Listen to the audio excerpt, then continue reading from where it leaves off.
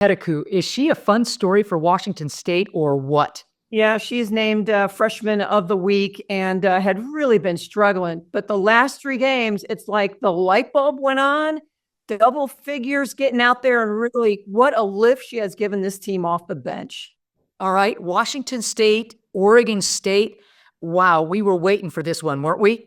We were, and Washington State with a really, really impressive victory on the road.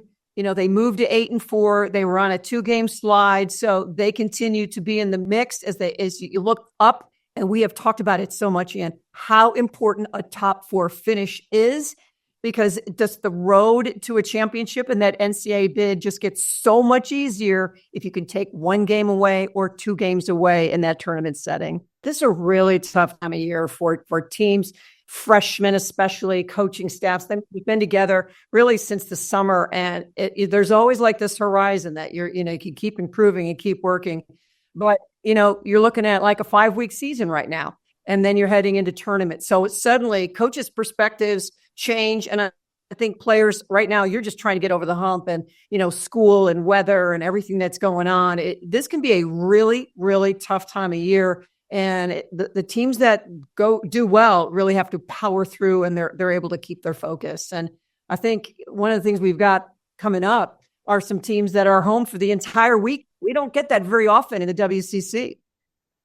I think we're talking Portland, Gonzaga, Washington State, USF, and I think Oregon State, all in their own cribs, in their own gyms for the entire weekend. Does that sound about right?